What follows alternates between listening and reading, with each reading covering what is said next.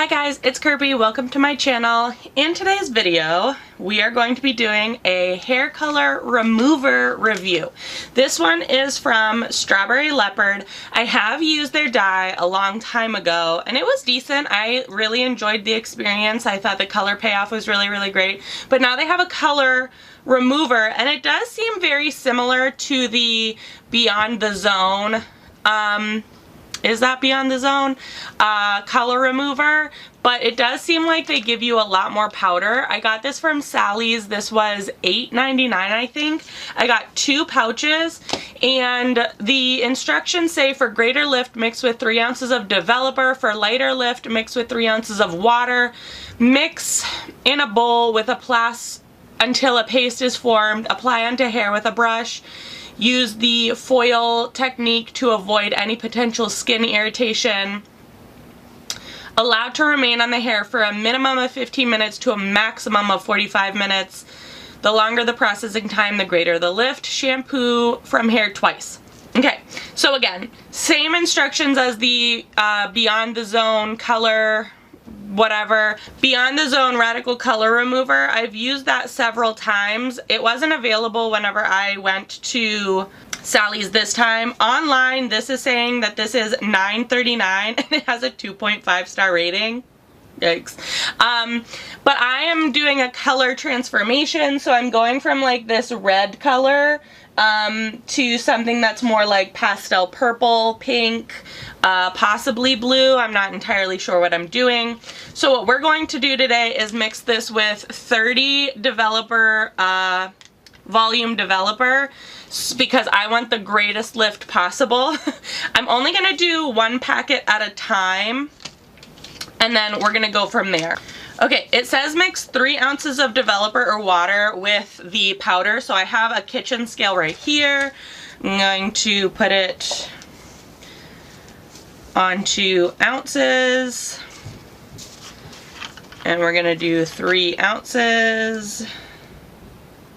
3 fluid ounces is in here, which is a decent amount. It's not nothing.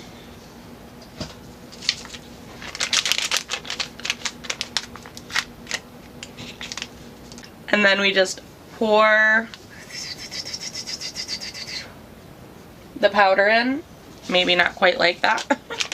Yeah, this looks also just like the Beyond the Zone Radical Color Remover as well.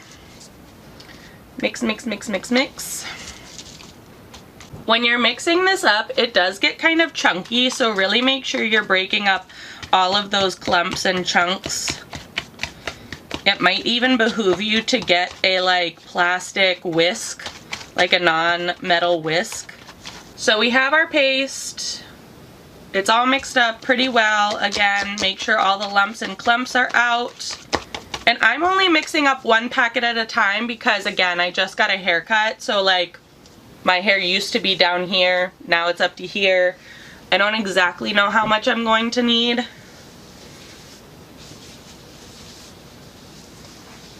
But I'm going to do like an upper and a lower half. Usually I do 4 quadrants, but I don't know. I feel like being different today. So we're just going to paint it throughout the hair and then let it set for probably like 30 to 40 minutes.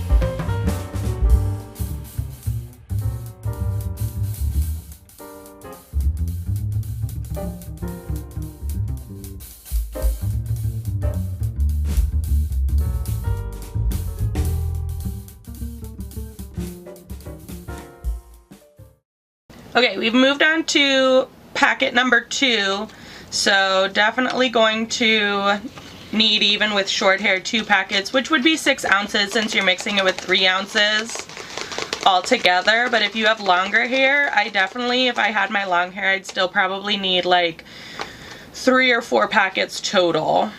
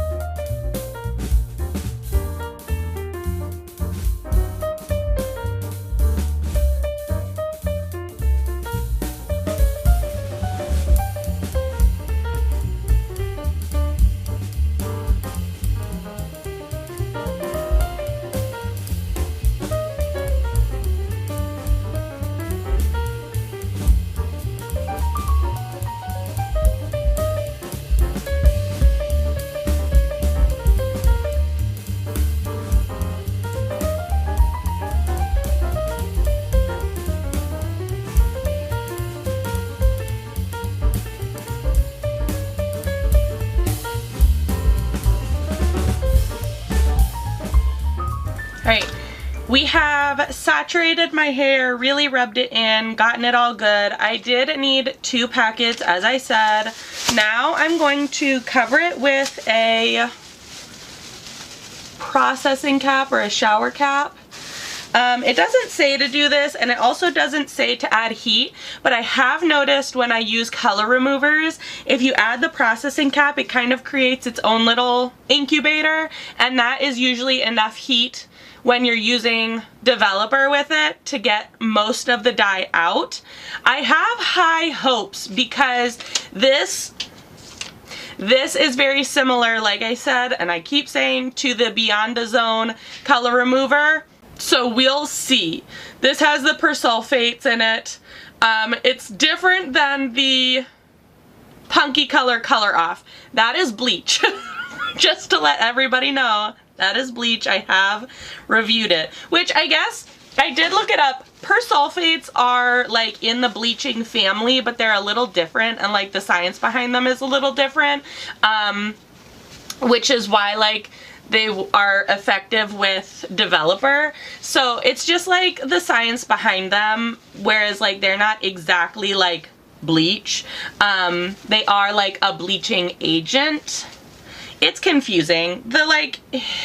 The hair care world is confusing. So anyways, it says leave on for a minimum of 15 to a maximum of 45. I think at 35, I'm gonna see where we're at, and then I'll shampoo twice, which means I'll hop in the shower, shampoo twice, and then come out and see where we're at. And hopefully this red will have really like muted. If it doesn't all go away, I won't be like too upset. I'll just have to like change my coloring plans, but I'm hoping that it like really dulls down or gets like muted, slash some of my more uneven spots kind of even out. But fingers crossed, we'll see. I have absolutely no clue what's gonna happen, so stay tuned. Okay guys, here are the results of using the Strawberry Leopard color remover. We left it on for about 40 minutes.